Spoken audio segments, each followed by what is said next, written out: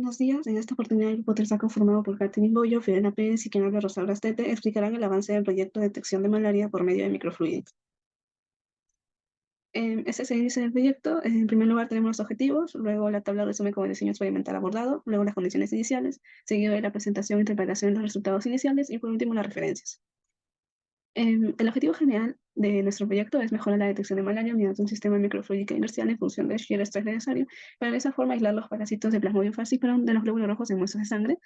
Y como objetivos específicos para este entregable tenemos determinar y justificar los parámetros a utilizar para el modelo, así como los valores de condiciones iniciales, realizar la simulación de nuestro modelo en console y por último presentar e interpretar los resultados iniciales obtenidos.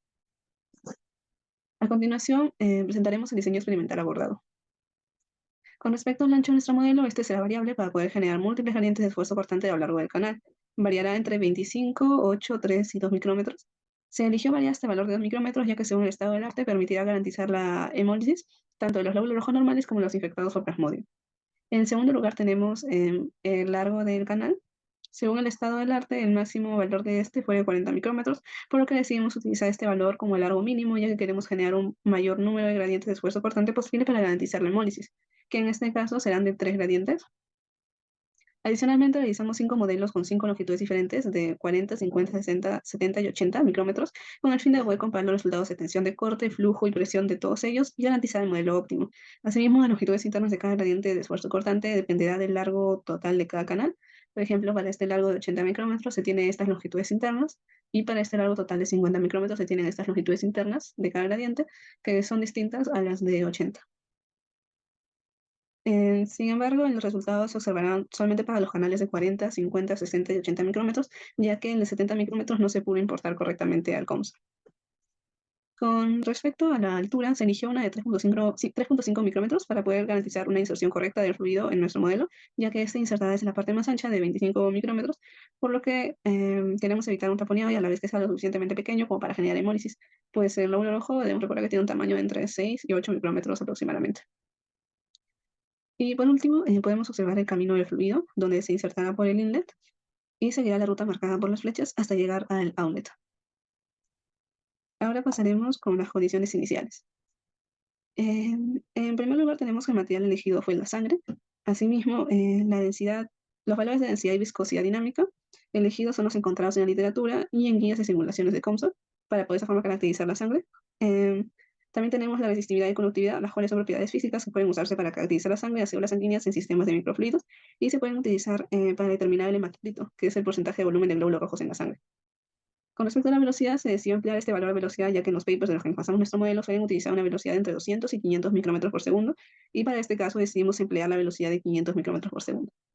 Y por último, para la presión del outlet, debemos recordar que con la presión de salida a menudo se establece en 0 pascales, ya que es una presión relativa, y la razón para establecer la presión de salida en 0 pascales es crear un gradiente de presión que impulse el flujo desde la entrada, donde se puede especificar una presión o velocidad distinta de 0 hasta la salida. Ahora pasaremos con la explicación de los resultados iniciales. Resultados iniciales. Primero vamos a ver las gráficas de flujo. Hemos colocado 4 imágenes donde vemos la variación que hay de los largos, de 40 micrómetros, 50 micrómetros, 60 micrómetros y por último 80. En las diferentes imágenes podemos observar que hay zonas donde hay un mayor flujo laminar, que son las rojitas, ya que estas regiones es donde hay un mayor esfuerzo cortante y es mayor, y las partículas del fluido tienden a moverse con una velocidad mayor para compensar este esfuerzo y mantener la continuidad del flujo. Eh, para que podamos verlo mejor, podemos ver que en la zona donde hay 2 micrómetros de ancho es donde hay un mayor flujo comparado con la zona donde es de 3 micrómetros de ancho. Esta es la gráfica de slice, velocidad, magnitud, y acá tenemos la del streamline, que los resultados son iguales al anterior, ¿no? Pasando a la gráfica de presión, también colocamos las 4 imágenes con la variación de largo y nos dimos cuenta que la presión aumenta ya que es directamente proporcional al ancho del modelo. Esto lo podemos ver debido a que en el largo de 40 micrómetros obtuvimos 1,53 por 10 a la 3 pascales y mientras fuimos aumentando el largo vemos que va aumentando la presión, teniendo por último el de 80 micrómetros con 3,02 por 10 a la 3 pascales. Y también tenemos que tener en cuenta que la presión del inlet es el rojito, o sea, es esta parte, mientras que la presión del outlet es esta de aquí. Y esto más se debe por los parámetros que hemos colocado en el console. El shear rate, bueno, la tasa de corte, se define como el cambio de la velocidad entre las capas del fluido divididas entre la distancia entre estas capas. Matemáticamente se puede expresar de la siguiente manera, donde está aquí shear rate. El Y en todo caso es shear rate, el delta de V es el cambio de la velocidad y el delta del X es la distancia entre capas del fluido.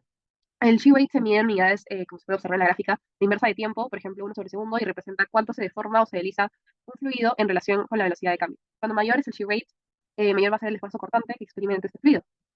Y aquí en el console hicimos un corte transversal a nuestro modelo en 3D para poder observar los valores del shear rate y nos dio aproximadamente en 1/segundo, nos dio 6 por 10 a la 3 y es aproximadamente como se puede acá el valor máximo que pudimos alcanzar moviendo aproximadamente el cursor es de 5.529, 1/segundo.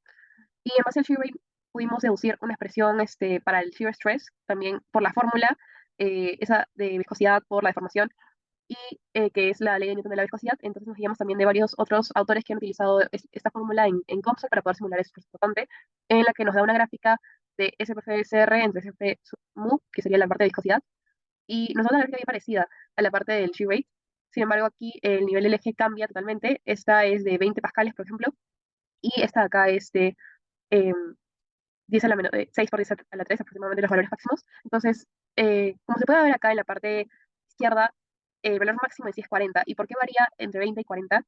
Porque nuestro canal tiene una diferencia del ancho que se puede observar. Entonces, aquí cuando la parte del ancho del canal es más pequeñita, de 2 micrómetros, por el hueco en sí que existe entre las dos partes, el shear stress oscila entre los 40, aproximadamente 45 pascales. Y en el otro caso, cuando el ancho de canal es más pequeño, de 3 micrómetros, el shear stress baja, se reduce aproximadamente la mitad y es 21, 22 pascales, teniendo en cuenta que utilizamos esta velocidad de inlet, que es aproximadamente 5 por 10, acá está, 5 por 10 a la menos 4. Y ya, entonces, en base a eso decidimos analizar cómo desciende el esfuerzo cortante según la zona del canal. Entonces, en la parte de arriba y justamente en las esquinas, que es donde eh, tenemos como que más esfuerzo cortante, por la misma forma, como se puede observar, acá existe un ángulo y hay diversas partes de geometría, tanto recta como triangular. Entonces, la parte de las esquinas es mayor, aproximadamente de 44, luego baja 37, 28, 21 hasta 9, que es la parte del centro, donde ya el esfuerzo cortante va a disminuir bastante significativamente. Y en la parte cuando el canal es de 3 micrómetros, eh, es lo mismo, sino que se reduce a la mitad. Entonces, igual, 21, 19, 15, 9, 3, y es como que los valores donde están el mayor esfuerzo cortante es en la superficie y en las esquinas de nuestra varilla. Luego se realizó una comparación del esfuerzo cortante versus la longitud, ya que planteamos modelos de 5 largos de varilla, desde el 40 hasta 80, con un incremento de 10, y una velocidad en el inlet constante, porque todo esto fue con esta velocidad, y podemos apreciar que el esfuerzo cortante tanto para el canal de 3 micrómetros como el de 2 micrómetros, es casi constante, no varía mucho, y eso nos hace deducir que eso no afecta en sí al esfuerzo cortante, al valor del esfuerzo cortante como tal. Por lo que decidimos cambiar otro parámetro que es la velocidad en el inlet, ya que el shear stress se relaciona directamente con la velocidad.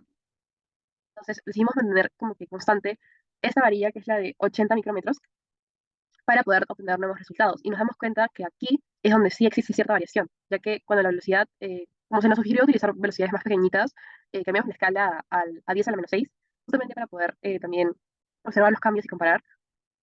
En cuando es 5 por 10 a la menos 6, está, el shear stress es de 0.21 pascales, y cuando es 150 sube hasta 6.4, y cuando el canal es más pequeñito, como habíamos visto en la relación, se va a duplicar el shear stress. Igual es como 12, 13 aproximadamente pascales cuando es 150, y así cuando se aumenta la velocidad de entrada, el shear stress también va a aumentar. Se puede observar la gráfica de justamente lo que se ha deducido y qué manera es directamente proporcional. Entonces, en sí, no es que, o sea, el aumento de la variabilidad de las longitudes aumenta el shear stress, pero como se puede observar en las gráficas iniciales de velocidad, aquí, cuando una varilla es más larga, la longitud, o por la geometría, esta parte donde existe más esfuerzo cortante va a ser mucho más larga. Entonces, cuando el flujo pase, va a haber más, no sé si tiempo o más etapas o más porciones de varilla en la cual el flujo va a sufrir un esfuerzo cortante, así es que la varilla es pequeña. Entonces, todo eso tiene que ver, y más que todo la velocidad de entrada que estemos utilizando. Acá falta mencionar la ley de Hagen-Civil para el flujo laminar, que relaciona la velocidad con el flujo y también el esfuerzo cortante. Entonces, creo que eso sería todo y esas son las referencias que utilizamos. Muchas gracias.